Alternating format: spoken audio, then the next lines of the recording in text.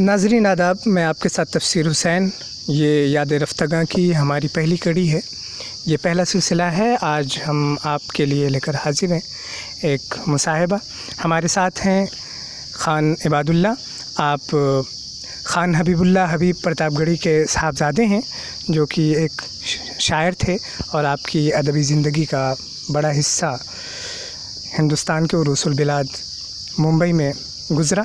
तो हम इस शायर के मुख्तलिफ़ गोशों और उनकी तख्लीक़ी ज़िंदगी से मुताल्लिक़ गुफ्तगू करेंगे और उस पर ख़ान साहब रोशनी डालेंगे। तो ख़ान साहब, आपका बहुत बहुत इस्तक़बाल है कि आपने अपना कीमती वक्त हमें दिया। शुक्रिया। हम आपके वालिद मरहूम से मुताल्लिक़, उनकी तख्लीक़ी ज़िंदगी से मुताल्लिक़ जानने के लिए हाज़िर हुए हैं। तो हमारा पहला सवाल आपसे ये है कि आपके वालिद मरहूम, जो कि अच्छा खासा अदब तख्लीक़ कर चुके थे और जो ज़ख़ीरा आपके पास मौजूद है, उससे अंदाज़ा होता है कि वो अपने अहद के जेनुइन शायर थे। तो उनकी पैदाइश और इब्तदाई ज़िंदगी के बारे में हमें बताइए। मेरे वालिद साहब की पैदाइश 1924 की है माशाल्लाह। वो वहाँ एक गांव है देवजानी पूर्वा, प्रतापगढ़ डिस्ट्रिक्ट में, वहाँ वो पैदा हुए थे। उसके बाद उनके दादा मरहूम जो थे गफ़ूर ख़ान, वो चूँकि रेलवे में ड्राइवर थे उस ज़माने, अंग्रेज़ों के ज़माने में मुग़ल सराय उनकी पोस्टिंग थी। और उनके अकेले एक साहबजादे थे हिदायतुल्लाह, वो जो कि हाफिज़ कुरान थे, यानी मेरे वालिद के वालिद। तो वो वहाँ से ये जब रिटायर होने के बाद यहाँ रामापुर बड़ा जो गांव है यहाँ वाजिदपुर और कोहंडोर के पास, तो प्रतापगढ़ में, वहाँ से मुंतकिल हुए यहाँ और यहाँ रहे। और उनका बचपन ज़्यादातर उनके दादा मरहूम गफ़ूर ख़ान की परवरिश में हुआ उनका। और वो इब्तदाई तालीम जो है प्रतापगढ़ में इंशाअल्लाह वो उस वक्त ज़माने में, अंग्रेज़ों ज़माने में, यानी मिडिल थे उर्दू की काफ़ी मतलब उन पर माहिरियत थी। लेकिन कुछ ऐसी मजबूरियां थी उस ज़माने में, माशी हालात उतने अच्छे नहीं थे, इसलिए और ज़्यादा तालीम और आगे नहीं कर पाए। तो उसके बाद फिर वो वालिद साहब फिर वालिद साहब जो उनके थे हाफिज़ कुरान भी थे, क्योंकि उनकी उस डिग्री अंग्रेज़ मानते थे। तो रेलवे में बर्मा में एक्चुअली उनको एज स्टोर कीपर भी रखे थे, इसलिए वालिद के पास वहाँ चले गए थे वो। तो कुछ दिन वहाँ बर्मा में भी थे मेरे वालिद और उसके बाद फिर वापस यहाँ गांव आए। और ऐसा इत्तफ़ाक़ हुआ कि उनके वालिद भी गुज़र गए, उनके दादा भी गुज़र गए। और चूँकि वो 4 भाई और 3 बहन में सबसे बड़े वही थे, तो माशी हालात को मद्देनज़र रखते हुए वो मिलिट्री ज्वाइन कर लिए। 1941 में जो दूसरी आलमी जंग हो रही थी उस वक्त, यानी ब्रिटिश जो है गवर्नमेंट, वो हिंदुस्तानियों को फ़ौज में दाखिल कर रही थी। तो उस वक्त एज अ सिपाही करके भर्ती हुए वहाँ। और उसके बाद फिर वो 3-4 साल के 5-6 साल का वक्त, मतलब जंग व जदल जो था वो बहुत ज़ोर पे था। और उस वक्त मतलब 6 साल 41 से 46 तक, जब यानी हिरोशिमा पर बम गिराया गया तो जंगबंदी हुई, उस दौरान वो उनका ऑपरेशन ऑफ थिएटर ऑपरेशन जो था उनका, बर्मा, आसाम, त्रिपुरा, ये सब इलाके उनके थे जहाँ वो एक्शन में थे, ऑपरेशन में थे, और वहाँ लड़ाई में हिस्से लिए। और फिर वहाँ से लांस नायक, उसके बाद सुबह हवलदार ऐसा बने। और उसके बाद फिर वापस उनके हालात कुछ जैसे गांव के घर में अकेले होने, तो वो रिलीज़ होकर वापस यहाँ आ गए, गांव आ गए। ये उनके बचपन और कुछ जो यानी एडोलेसेंट पीरियड जो थी 18-20 साल की, ये मैं आपको दास्तान बताया। और माशाल्लाह उसके बाद फिर इस तरह उनका रहा सफ़र बचपन का।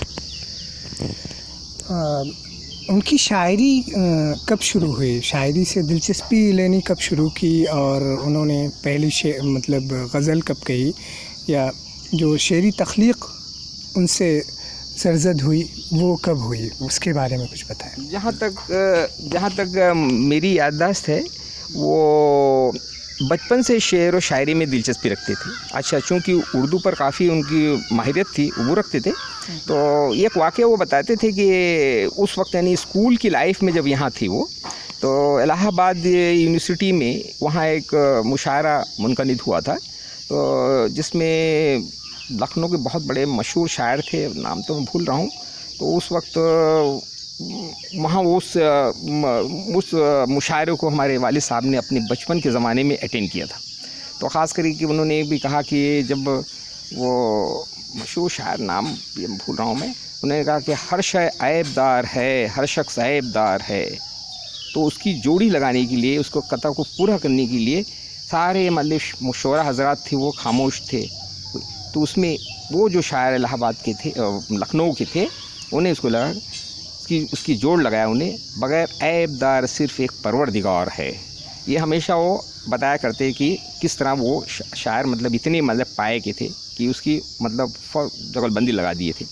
तो इससे ज़ाहिर होता है कि बचपन से ही उनको शेर व शायरी का शौक़ था, लेकिन चूँकि हालात ऐसे थे जिसके हालात में वो यानी शेर व सुख़न इस पर ज़्यादा तवज्जो नहीं दे पा रहे थे।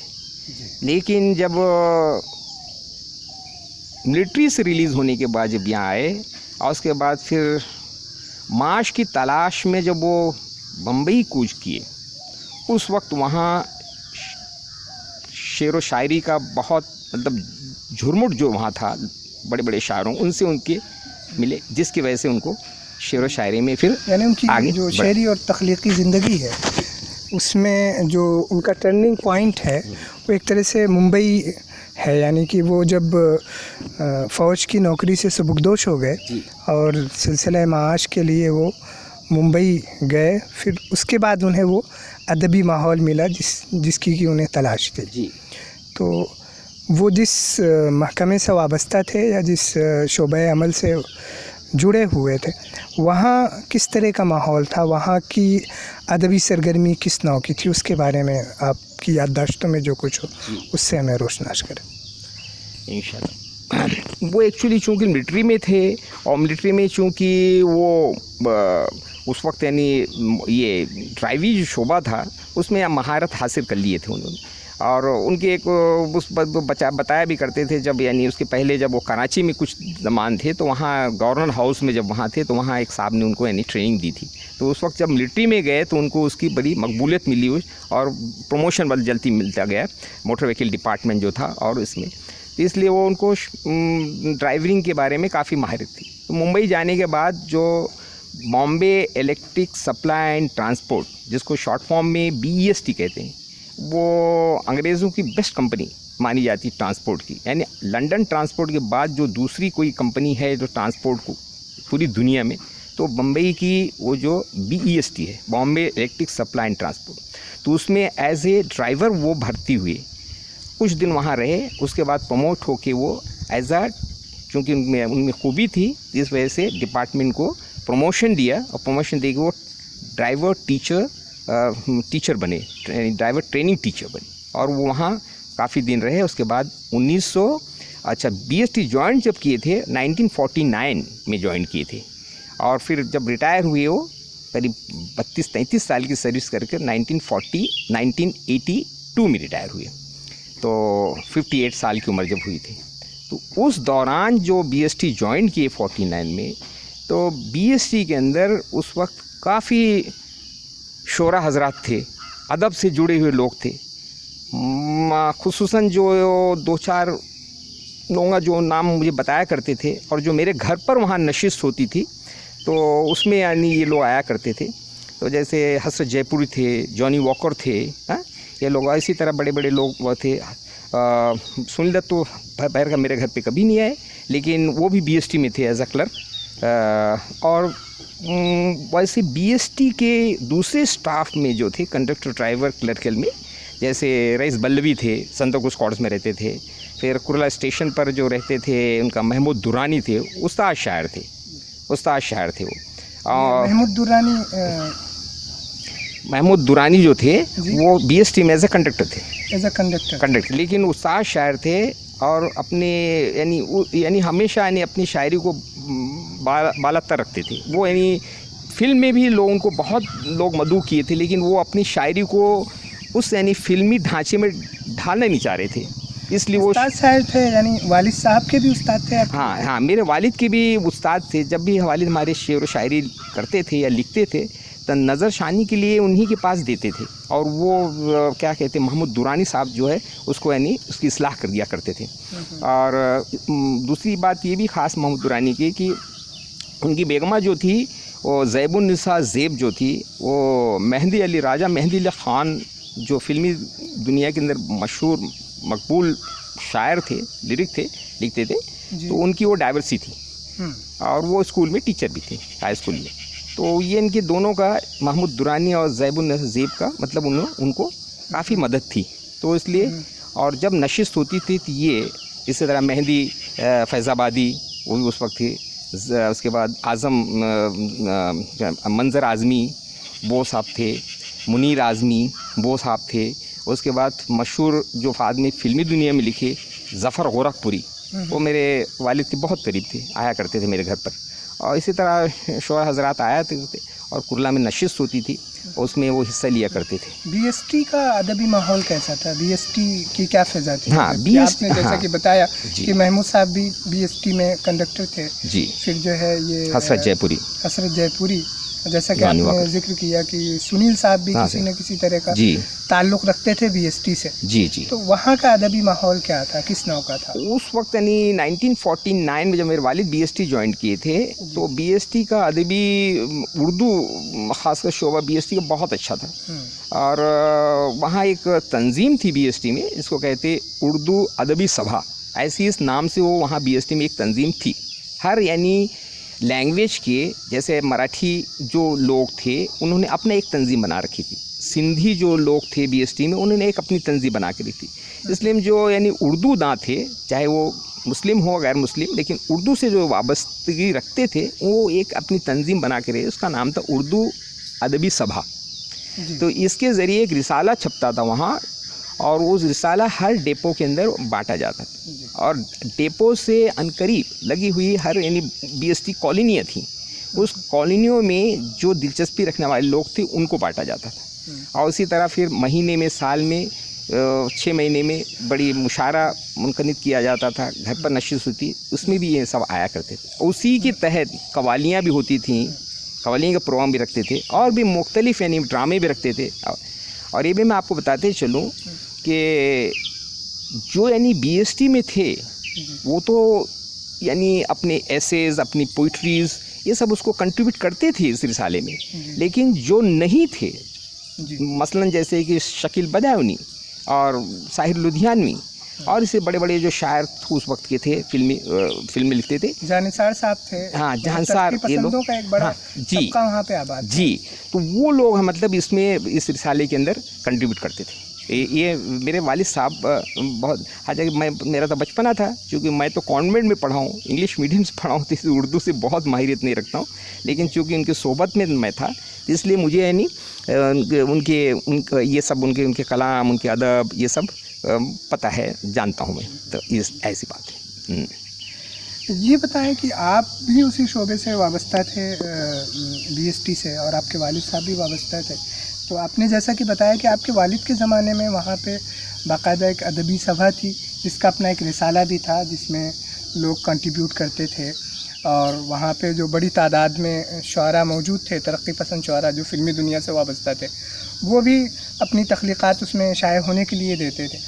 तो आपके ज़माने में वो सूरत बाकी थी, या उसमें तरक्की हुई थी, या फिर कुछ कमी आ गई थी? तो आपकी जब आपने ज्वाइनिंग की है, और उस वक्त से लेके आपके सुबकदोश होने तक क्या क्या तब्दीलियाँ आई बीएसटी की जो अदबी सभा थी उसकी सरगर्मी में, उस पर कुछ रोशनी डालें। अब वो चूँकि वालिद, हाँ, तो वालिद चूँकि वो बीएसटी में थे, और मैं वहाँ चूँकि अकेला ही मैं था, मतलब भाई बहन नहीं थे, मैं अकेले हमारे वालिद के औलाद में से था। तो मेरी अच्छी तालीम उनकी बॉम्बे के बेस्ट स्कूल जो सेंट मेरीज़ हाई स्कूल थे, वहाँ से मैंने मैट्रिक किया। उसके बाद फिर मैं यहाँ से बॉम्बे के खालसा और क्या कहते हैं एसआईएस कॉलेज से मैंने बीएससी किया, फिर मैंने एलएलबी किया, और मैं बीएसटी ज्वाइन किया था। तो मैं बीएसटी में 1975 में बीएसटी ज्वाइन किया था। और वही इमरजेंसी की जिस दिन इमरजेंसी हिंदुस्तान में लगी 24 जून 1975 और वही 25 जून 1975 का पहला दिन था मेरा जो मैं BST में लगा। और उसके बाद 30-35 साल सर्विस मैंने किया और उसके बाद फिर मैं रिटायर हुआ 2009 में रिटायर हुआ। करीब 34 साल सर्विस किया मैं। लेकिन ये मैं बताते चलूँ कि वो दौर जो वालिद साहब का था 49 से लेके वो 65-70 तक, वो उर्दू की बड़ी मतलब वहाँ वो थी BST में। लाइब्रेरी भी बहुत शानदार थी BST के, नायाब किताबें उसमें उर्दू की वहाँ थी। अच्छा, तो मैं 75 में जब BST ज्वाइन किया तो मानो ऐसा मुझे महसूस हो रहा था कि उर्दू का शोबा जो है उसका जो है वो BST में दम तोड़ रही थी, ऐसा मुझे महसूस हुआ। क्योंकि वो लोग नहीं रह गए थे जो बेस्ट अदबी सभा से जुड़े हुए थे, वो सब रिटायर हो चुके थे, कोई और फिल्म में चले गए थे, जैसे जॉनी वॉकर साहब, सुनील दत्त साहब, हसन जयपुरी और वो वालिद साहब का जो यानी उस वक्त का जद्दोजहद था, उनके साथ और जो लोग थे मिल, वो भी उनके साथ रिटायर हो चुके थे। तो अकेला उतना मतन नहीं कर पाते थे जिसकी वजह से वो चलता। लेकिन इसके बावजूद भी टूटी फूटी थी। लेकिन जब 75 मैंने ज्वाइन किया फिर वजह से और दिन गुजरे तो वो मतलब BST में अदबी सभा ना के बराबर हो गई।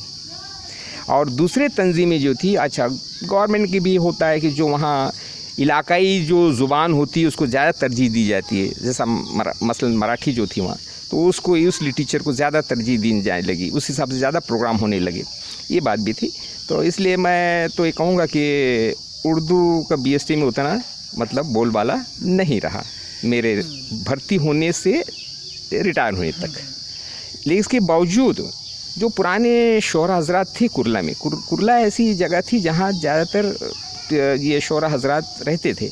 तो हमारे वालिद साहब के मतलब उनमें क्लोज़ में थे, तो कभी कभी नशिस्त हुआ करती थी, वो घर पे मेरे आया करते थे और वो नशिस्त बैठ ख़ास करके 1971-72 की बात है, जो गालिब या उमूमन मैं एग्जैक्टली नहीं कह पाऊँगा, लेकिन जो गालिब सेंचुरी मनाई गई थी, 100 साल मनाया गया था नेशनल कॉलेज के अंदर। तो मैं उसमें वालिद साहब को हमारे मदऊ किए थे, बुलाए थे। तो लेकिन वहाँ बहुत पाए के शायर थे, साहिर लुधियानी, कैफ़ी आज़मी और बड़े हिंदुस्तान के खुमार क्या कहते हैं अपने वो जो थे मशहूर शायर, हाँ बाराबंकी, वो सब बड़े बड़े पाए के दर्जे के वो शायर आए हुए थे। तो उसको मैं वालिद साहब के साथ वो उस कॉलेज के ज़माने में मैंने वो अटेंड किया था फंक्शन, ये मुझे अभी तक याद है। और बस वालिद साहब की मतलब जो शायरी थी वो किस सिंफ में ज़्यादा शेर कहते थे, मतलब गज़ल, नज़्म या फिर कता? वैसे तो एक्चुअली मैंने देखा है उनकी कि वो ऐसे मिक्स शायरी करते थे, लेकिन ज़्यादा रुझान उनका जो था गज़ल से था। जब वो स्टार्टिंग में गज़ल लिखने लगे मुंबई में, तो वह एक थोड़ा सा प्रोग्राम हुआ, तो अक्सर ऐसा जब प्रोग्राम होता था तो जो इलाकाई लोग भी वहाँ जाया करते थे। तो दूर के लोग तो उसको जैसा हबीब प्रतापगढ़ी के नाम से मतलब जानते थे, लेकिन जो लोकल गांव के लोग थे जो नए नए मुंबई आए थे, उसका थोड़ा मजाक भी उड़ाते थे। तो उस सिलसिले में वालिद मेरे ने एक शेर कहा था कि नुक्ता ची हैरान है मुझे गज़ल खां देख कर। ऐसा उन्होंने उन पर जो यानी जो नुक्ता चीनी करते थे उनकी शायरों पर, उनकी जवाब में ऐसा एक मुशायरे में कहा था, ये मुझे पता है। हाँ, ऐसा नुक्ता ची हैरान है मुझे गज़ल खां देख कर। तो इसलिए तो वहाँ वो शेर व शायरी अपना किया करते थे और उसका गज़ल ज़्यादा कहते थे। अच्छा, गीत भी कहा करते थे। अच्छा, ख़ास करके उन्होंने अपनी साए उम्री लिखी है, अपनी उनकी ज़िंदगी जो नशेब व फराज की जो ज़िंदगी थी, ख़ास कर सर्विस दिल्ली में मिलिट्री में गए, फिर उसके बाद फिर वहाँ जमशेदपुर गए, कराची गए, बर्मा गए, फिर मुंबई आए, ये सब चीज़ है ना उन्होंने अपनी कलम बंद की है अपनी। और साथ ही साथ उन्होंने एक बड़ा अच्छा जो हमारे ख़ानदान में मकबूलियत रखता है, जो यानी आम तौर पे उसकी मकबूलियत नहीं है, तो अपने घर का उन्होंने सजरा लिखा है, जो यानी बहुत मतलब हमारे ख़ानदान के अंदर या अपने उसमें काफ़ी मकबूलियत, रिश्तेदारों में मकबूलियत रखता है ऐसा। और वैसे तो गज़ल ज़्यादा लिखते थे और वैसे तरही मुशायरा जो होता था उसमें अटेंड करते थे, वैसे मुशायरे में अटेंड करते थे। और हर किस्म के शायर। मतलब अपना कलाम सिर्फ लिखते थे, मुशायरों में पढ़ते थे, या फिर उसे शाये भी करवाते थे मैगजीन रिसालों में भी? अब वो जो BST अदबी सभा की जो चलती थी, रिसाल निकलता है, उसमें तो उनकी किताब, उनकी शायरी उनकी छपती थी, लेकिन एक वैसे बाहर ऐसा पब्लिकेशन के लिए उन्हें कभी नहीं दिए थे। लेकिन मुशायरे अटेंड करते थे। एक बार याद है मुझे कि गोंडी के अंदर बड़ा मुशायरा हुआ था, तो उस मुशायरे के अंदर उन्होंने बेस्ट ऐसा शायर करके उनको एक अवार्ड भी दिया गया था। तो और वैसे मुशायरे में पढ़ते थे, और वो उनका एक तर्ज था पढ़ने का, जो मैं आपको बता दूं कि तहत में पढ़ा करते थे। तहत में पढ़ा? हाँ, तहत में पढ़ा करते थे उनका, और ख़ास करके लफ्ज़ों के ऊपर बहुत गहराई, बहुत ज़्यादा तवज्जो उनकी रहती थी, बंदिशों पर, मतलब उन्हें ऐसा हो कि जिससे कोई निकले। और गज़ल को वो बहुत पसंद करते थे, गज़ल लिखते थे, और हर पहलू, हर शोबे भी लिखे उन्होंने। हाँ, ऐसा। और शायर जो होता है वो ख़ास करके जज्बात और क्या कहते हैं, हालात से बहुत मुतासिर रहता है। तो जो वाक़या उसके सामने मंज़र पे आता था, उस पर वो फ़ौरन लिखते थे। ये मैंने देखा उनकी खूबी। फॉर एग्ज़ाम्पल जैसे कि 1965-62 वगैरह के अंदर जो चीन और हिंदुस्तान की लड़ाई हुई, उस पर उन्होंने फ़ौरन लिख दिया एक भारत के हम वीर, भारत के हम वीर गीत लिख दिया उन्होंने। कि फिर मुझे बहुत पसंद है, मैंने पूछा कैसे है, तो उन्होंने पढ़ के बताया था मुझे कि अर्जुन हम में, टीपू हम में, जीने का है सौगुन हम में, चीन का किस्सा चाक करेंगे, पाक का किस्सा पाक करेंगे, मिल के जवानों पीर, भारत के हम वीर। ये लंबी यानी गीत है, लेकिन मैं एक से मुख्तसर थोड़ा बताया इस तरह है। इसी तरह हमारे जो बहुत लेट प्राइम मिनिस्टर जो थे लाल बहादुर शास्त्री, तो उस वक्त 1965 में जो हिंदुस्तान और पाकिस्तान की जंग हुई थी, उसको मुआहदे के लिए ताशकंद गए थे, और बदकिस्मती से वहाँ उनका इंतकाल हुआ। तो वो फ़ौरन जब सुने तो उसके ऊपर उन्होंने लिख दिया, बड़ी नज़्म लिख दी, लाल बहादुर की शान में लिखी, बहुत बड़ा। और पूरा तो मुझे गीत याद नहीं है, लेकिन लास्ट में उन्होंने कहा कि ऐ ताशकंद तेरे गुलाबों में महक किसकी। मतलब उनका कहना था कि ताशकंद तेरे गुलाबों में महक लाल बहादुर की है।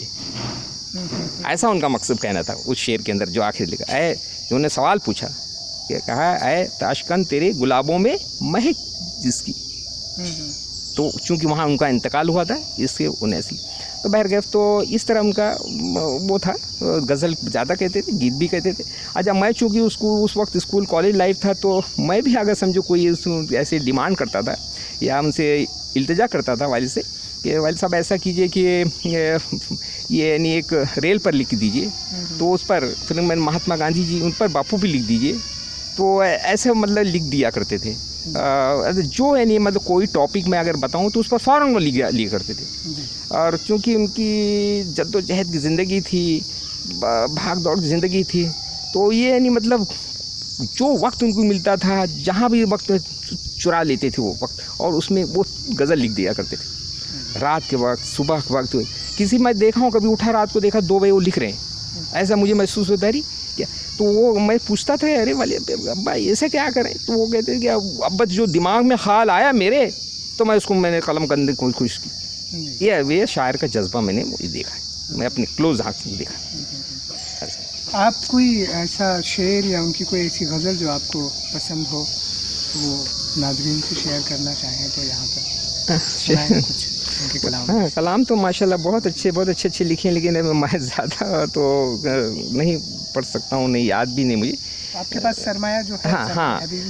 हाँ, ये है कि मैं एक कोशिश किया कि वालिद साहब ने जो हमारे लिखे थे, तो उसको उनके जाने के बाद कहीं ज़ाया ना हो जाए, इसलिए सारा उनका ज़ख़ीरा मैंने को एक कलम वो किया और उसको एक किताब की शक्ल में साया किया। वो किताब का नाम मैंने रखा सरमाए हबीब, ऐसे सरमाए हबीब करके ऐसे मैंने उसको रखा। उसमें उनकी पूरे गज़लें, गीत, हाँ, और उसे कता, और उसके बाद सायमरी और वो ख़ानदान का जो सजरा सब उसमें है, कलमबंद है माशाल्लाह। और अपना तारुफ भी उन्होंने किया है, उस किताब में उन्होंने किया है कि अब एग्जैक्टली तो मैं नहीं बोल पाऊँगा, लेकिन एक उसमें लिखा है कि अभी पढ़ना तो ज़रा मुश्किल पड़ रहा है मुझे तो आँख की वजह से, वरना उन्होंने खुद भी अपना तारुफ यानी उस किताब में लिखा है कि यानी वो कहाँ पैदा हुए, हाँ, किसकी पिसर हैं, हाँ, और उनकी हबीब जो थी, ये हबीब जो तखल्लुस था उनका, उसकी क्या खूबी है, उसके बारे में भी उन्होंने अपने इंट्रोडक्शन में लिखा है उस किताब में। ये मुझे मतलब बड़ा फ़ख्र है इस बात का कि माशाल्लाह वो किताब मैं शाया किया हूँ, और वैसे हमारे दोस्त अहबाब के अंदर मैंने उसको उनको उनके मताला के लिए दिया, तो वो लोग पसंद भी किए। उन्होंने उसका रिव्यू करके देखा कि बताया कि बहुत अच्छा है ऐसा, तो ये बात है।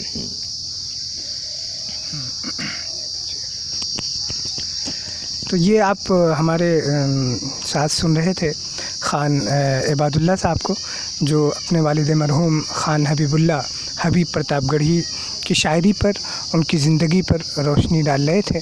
हम इनके शुक्रगुज़ार हैं कि इन्होंने अपना कीमती वक्त दिया। हम फिर आइंदा किसी और दूसरे शायर पर ज़रूर कोई तारुफ़ी प्रोग्राम लेकर हाज़िर होंगे। अब आखिर में रुख़्सत होते हुए अगर आप कुछ कहना चाहें नाज़रीन से, तो वो कलिमात आप इरशाद फरमाएं। वालिद साहब ने ऐसी गज़ल बहुत लिखी है, लेकिन एक गज़ल जो कि उनकी पर्सनल लाइफ पे था, उनकी पैदाइश और उनकी दुनिया से जाने, वो मुझे बहुत मतलब दिल को छूने वाली थी, तो मैं उसको पढ़ देता हूँ। और तो बड़ी गज़ल है, उसको आप किताब में से इंशाल्लाह पढ़ सकते। तो उन्होंने लिखा था कि सुबह की रोशनी में हबीब आए थे, सुबह की रोशनी में हबीब आए थे, शाम की छाइयों में चले जाएंगे। ये उन्होंने लिखा था, जो कि आज भी मुझे उस बात को हमेशा पढ़ता हूँ तो वो कि किस तरह मतलब जब उनकी आमद हुई दुनिया में, तो किस तरह मतलब उनके ख़ानदान में मतलब खुशी हुई, और जब वो यहाँ दुनिया से गए तो हम लोग किस तरह गमगीन हुए, और एक अच्छा अंदर शायर मतलब हम खो बैठे, ऐसा मुझे महसूस हुआ। शुक्रिया जी, बहुत शुक्रिया आपका। शुक्रिया।